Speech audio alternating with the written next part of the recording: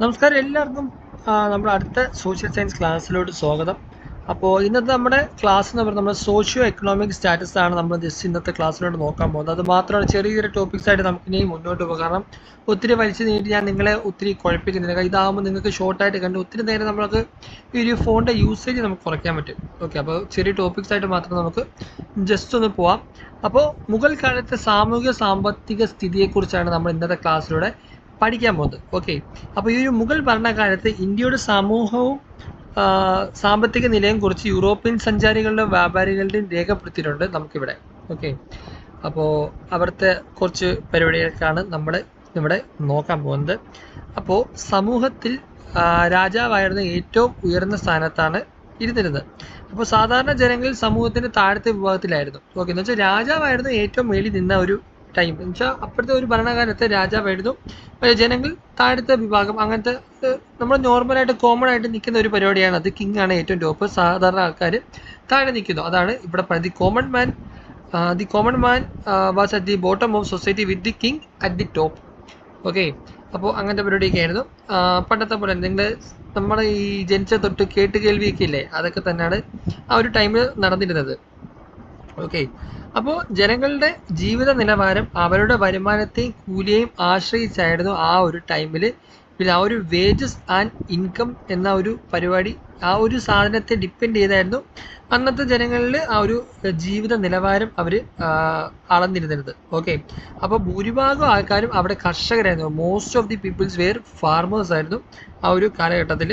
അപ്പോൾ ജാതി വ്യവസ്ഥ ആ ടൈമിൽ നിലനിന്നിട്ടുള്ളത്. The caste system exist among them. Okay, ജാതി വ്യവസ്ഥ ആ ടൈമിലുണ്ടായിരുന്നു.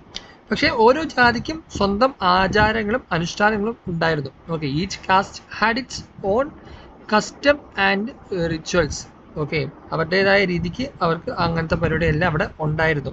ഓക്കെ, ഇന്ത്യയിലെ വിവിധ പ്രദേശങ്ങളിലെ ആളുകളുടെ ജീവിത രീതി, ഭക്ഷണ രീതി, വസ്ത്രധാരണം എന്നിവയിൽ വ്യത്യാസങ്ങൾ ആ ഒരു കാലയളവിൽ ഉണ്ടായിരുന്നു. ഓക്കെ, ഒരു മുഗൾ പീരീഡ് ഈ ഒരു പരിപാടിയെല്ലാം ആ ഒരു ടൈമിൽ ഉണ്ടായിരുന്നു. ഓക്കെ, അപ്പോൾ ഈ സാമ്പത്തിക സ്ഥിതി നമ്മൾ നോക്കുകയാണെങ്കിൽ മുഗൾ കാലത്ത് ഇന്ത്യ സാമ്പത്തികമായി പുരോഗതി നേടിയിരുന്ന ഒരു ടൈമായിരുന്നു മുഗൾ ടൈമിൽ.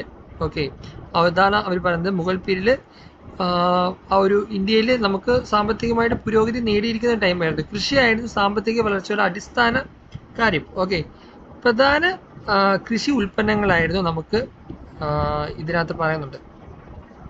ഓക്കെ, ഇവിടെ പ്രധാനമായിട്ട് ഒരു മുഗൾ റൂളിൽ നമുക്ക് കൃഷിയെ ആശ്രയിച്ചാണ് നമ്മൾ ഓൾറെഡി പറഞ്ഞു.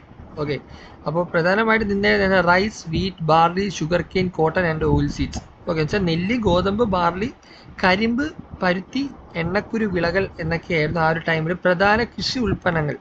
ഓക്കെ, ഈ കർഷകരുടെ നികുതി അടയ്ക്കുന്നിടത്തോളം കാലം ഭൂമിയിൽ നിന്ന് പുറത്താക്കപ്പെട്ടിരുന്നത്. കാരണം ഈ നികുതി നമ്മുടെ ഈ ഫാർമേഴ്സ് അടയ്ക്കുന്നുണ്ടല്ലോ, അപ്പോൾ അത് നിന്നിടത്തോളം കാലം നമുക്ക് ആരെയും പുറത്താക്കാനുള്ളൊരു സംവിധാനം ആ ഒരു ടൈമിൽ ഇല്ലായിരുന്നു. ഓക്കെ, അപ്പോൾ അങ്ങനെയായിരുന്നു ആ ഒരു സമയത്ത് നിന്നിരുന്നത്. പുതിയ ഉപകരണങ്ങളും സാങ്കേതിക വിദ്യകളും കൃഷി വളർച്ചയ്ക്ക് സഹായിച്ചു. ആ ഒരു ടൈമിൽ ടെക്നോളജിയൊക്കെ അത്യാവശ്യം കയറി വന്ന ഒരു ടൈമിലായിരുന്നു.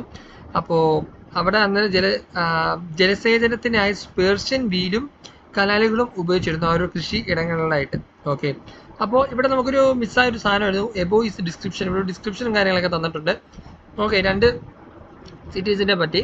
അപ്പോൾ ഇംഗ്ലീഷുകാരനായ റാൽഫ് വിച്ച് എന്ന് പറഞ്ഞ വ്യക്തി ഉണ്ടായിരുന്നു. ഓക്കെ, ഇന്ത്യ പുള്ളി ആദ്യമായിട്ട് സന്ദർശിച്ചപ്പോൾ അവിടെ ആഗ്രയും ഫത്തേപൂർ സിക്കിയും ലണ്ടനേക്കാൾ വലുതും തിരക്കേറിയതും ആയിരുന്നു. ഓക്കെ, പുള്ളി ഇത് ആദ്യമായിട്ട് ഇവിടെ വന്നപ്പോൾ ഏറ്റവും കൂടുതൽ എന്താണ് തിരക്കുള്ള ഭയങ്കര ആയിട്ടുള്ള ഒരു ഇതായിരുന്നു പുള്ളി കണ്ടപ്പോൾ, ആദ്യമായിട്ട് കണ്ടപ്പോൾ. അവരുടെ ആ ഒരു അവിടത്തെക്കാളിലും ആ ഒരു ലണ്ടനെക്കാട്ടിലും ഒത്തിരി തിരക്കേറിയ ഏരിയ ആയിരുന്നു അത്.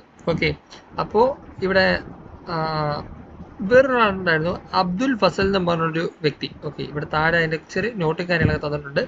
അപ്പോൾ അക്ബറിൻ്റെ ഉപദേഷ്ടാവും ചരിത്രകാരനുമായിരുന്നു ഈ നമ്മുടെ ഈ പറയുന്ന അബ്ദുൽ ഫസൽ. അദ്ദേഹം ഐൻ ഐ അക്ബരി ആൻഡ് അക്ബർ നാമ എന്നീ ഗ്രന്ഥങ്ങൾ അബ്ദുൽ ഫസൽ എഴുതിയിട്ടുണ്ട്. ഓക്കെ, പുള്ളി അതിൻ്റെയൊക്കെ ഓതറായിരുന്നു. He is the author of the books. ആ രണ്ട് ഐൻ ഐ അക്ബരി ആൻഡ് അക്ബർ നാമ എന്ന് പറയുന്ന രണ്ട് പുസ്തകത്തിൻ്റെ ഓതറായിരുന്നു. ഓക്കെ, അപ്പോൾ ബാക്കി നമുക്ക് ജസ്റ്റ് താഴോട്ട് പോവുകയാണെങ്കിൽ മുൻകാലത്തെ കൃഷിയും വ്യാപാരത്തെ പറ്റിയായിരുന്നു ആ ഒരു ടൈം ഇതിനകത്ത് കൊടുത്തേക്കുന്നത്. ഓക്കെ, അപ്പം കൃഷിയിലെ പുരോഗതിയെക്കുറിച്ചാണ് ഈ പറഞ്ഞിരിക്കുന്ന സാധനങ്ങൾ. ഓക്കെ, ഈ ഒരു ഇംഗ്ലീഷ് ദി അഗ്രികൾച്ചർ തൊട്ട് താഴോട്ട് പോകുന്നത്. ഓക്കെ, മുഗൾ കാലത്ത് കൃഷിയിൽ വലിയ പുരോഗതി ഒക്കെ ഉണ്ടായിരുന്നത് ഓൾറെഡി നമ്മൾ പറഞ്ഞായിരുന്നല്ലോ. അപ്പോൾ പുതിയ സാങ്കേതിക വിദ്യകൾ ആ ടൈമിൽ ഇതിനൊക്കെ ഉപയോഗിച്ചിട്ടുണ്ടായിരുന്നു. ഓക്കെ, അപ്പോൾ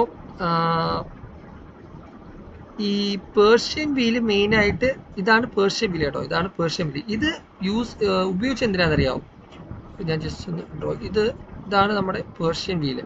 ഓക്കെ, ഇത് ഉപയോഗിച്ചത് നമുക്ക് നമ്മൾ ഈ കിണറ്റിൽ നിന്നൊക്കെ വെള്ളം കൊടുത്തില്ലേ, അപ്പോൾ ഈ കിണറ്റിൽ നിന്നുള്ള വെള്ളം കൃഷിയിടത്തോട് എത്തിക്കാൻ വേണ്ടിയായിരുന്നു ഈ ഒരു പേർഷ്യൻ വീല് അവർ ആ ഒരു ടൈമിൽ യൂസ് ചെയ്തിട്ടുണ്ടായിരുന്നത്. ഓക്കെ, അതിനുവേണ്ടിയായിരുന്നു അവരത് ഉപയോഗിച്ചുകൊണ്ടിരുന്നത്. ഓക്കെ, പിന്നെ ഇതിലൂടെ ജനസേവനം എളുപ്പമായി കൃഷി ഉൽപ്പാദനം കാര്യങ്ങളൊക്കെ വർദ്ധിക്കാൻ ഈ ഒരു പേർഷ്യൻ വീല് വെച്ച് ആ ഒരു ടൈമിൽ പറ്റിയായിരുന്നു. പിന്നെ ഈ കൃഷി ഉൽപ്പാദനമൊക്കെ കൂടിയ ടൈമിൽ നമുക്ക് ഈ വ്യാപാരവും കാര്യങ്ങളൊക്കെ നോക്കി. ഗുജറാത്ത് വിദേശ വസ്തുക്കളുടെ പ്രധാന വ്യാപാര കേന്ദ്രമായിരുന്നു. ഗുജറാത്ത് ആയിരുന്നു ആ ഒരു ടൈമിൽ വിദേശ ഒരു വസ്തുക്കളുടെ പ്രധാന area foreign goods. Gujarat was the gate way of foreign goods ആയിരുന്നു ആ ഒരു ടൈമിൽ ഉണ്ടായിരുന്നത്. ഓക്കെ, പിന്നെ ഇന്ത്യയിൽ നിന്നായിട്ട് പ്രധാനമായിട്ടും കയറ്റുമതി ചെയ്തിരുന്ന കുറച്ച് എക്സ്പോർട്ട് ഐറ്റംസ് അതിനകത്ത് തന്നിട്ടുണ്ട്. ടെക്സ്റ്റൈൽസ്, മൊസ്ലിൻ, ഷുഗർ ആൻഡ് റൈസ് ഒക്കെ എന്ന് വെച്ചാൽ തുണിത്തരങ്ങൾ, നമ്മുടെ തുണിയൊക്കെ ഉണ്ടല്ലോ, തുണി, പഞ്ചസാര, അരി വർഗ്ഗങ്ങളൊക്കെ ആയിരുന്നു ആ ഒരു ടൈമിൽ കൊടുത്തുകൊണ്ടിരുന്നത്. പിന്നെ ഗതാഗതമായിട്ട് നമുക്ക് എന്താണ് കപ്പലായിരുന്നു ആ ടൈമിൽ അന്നും ഉണ്ടായിരുന്നത്. നമ്മളിപ്പോഴത്തെ പോലെ ആ ടൈമിൽ കപ്പലൊക്കെ ആയിരുന്നു. ഓക്കെ, പ്രധാന കുറച്ച് നഗരങ്ങളായിരുന്നു ഈ ധാക്ക, സൂറത്ത്, ലാഹോർ, ആഗ്ര എന്നൊക്കെ പറഞ്ഞുകൊണ്ട്. ഓക്കെ, ഈ മുർഷിദാബാദ് ഒക്കെ ഒരു പ്രധാന നഗരമായിരുന്നു ആ ഒരു ടൈമിൽ. ഓക്കെ, എന്ന് വെച്ചാൽ മേജർ സിറ്റീസ് ആയിരുന്നു ആ ഒരു പീരീഡിൽ. ഓക്കെ, പിന്നെ നമുക്കിവിടെ ഒരു ബോക്സ് തന്നിട്ടുണ്ട്. Find out the countries in which these Mughal cities are located now. Okay, ഈ ഒരു മുഗൾ സിറ്റീസ് പ്രസന്റ് കൺട്രീസിലായിട്ട് എവിടേക്കാണ് നിന്ന്? ഈ ധാക്ക ബംഗ്ലാദേശ് ആണ്. ഓക്കെ, കൊടുത്തിട്ടുണ്ട് ഓൾറെഡി. ഓക്കെ, ഈ ഒരു മുർഷിദാബാദ് നമ്മുടെ ഇന്ത്യയിലാണുള്ളത്. Okay, India. താഴെ ലാഹോർ പാകിസ്ഥാനാണ്. ഓക്കെ, ലാഹോർ പാകിസ്ഥാൻ. പിന്നെ താഴെ സൂറത്ത് നമുക്കറിയാം എവിടാണ്, ഇന്ത്യ, നമ്മുടെ ഇന്ത്യ തന്നെയാണ്. പിന്നെ അടുത്ത ആഗ്ര, അതും എവിടാണ്, ഇന്ത്യയിൽ തന്നെയാണ് ഉള്ളത്. ഓക്കെ, അപ്പോൾ ഇത്രയും കാര്യങ്ങളൊക്കെ നോക്കി വെച്ചേക്കാം. അടുത്ത ക്ലാസ്സിൽ നമുക്ക് കൾച്ചറൽ ഇൻ്റഗ്രേഷൻ എന്ന് പറഞ്ഞ ഒരു ടോപ്പിക്ക് നമുക്ക് എടുക്കാം. ജസ്റ്റ് ഇന്നത്തെ ഇതിൽ ഞാൻ ആകെ പറഞ്ഞത് നമ്മുടെ അബ്ദുൽ ഫസലിനെ കുറിച്ച്, നമ്മുടെ സോഷ്യോ എക്കണോമിക് സ്റ്റാറ്റസിനെ കുറിച്ചായിരുന്നു പറഞ്ഞു തരുന്നത്. നിങ്ങൾക്ക് വേറെ ഏതെങ്കിലും ക്ലാസ് ഒക്കെ വേണമെങ്കിൽ ജസ്റ്റ് കമൻറ്റ് ബോക്സിൽ കമൻറ്റ് ഇടയിരിക്കാം. പെട്ടെന്ന് ഇവിടെ അടുത്ത ടോപ്പിക്സ് വരുന്നതായിരിക്കും. സോ വീഡിയോ നേരെ വിളിച്ച് വൈൻഡപ്പ് ചെയ്യുന്ന പുതിയ വീഡിയോ കാണുന്നവരെ ബൈ.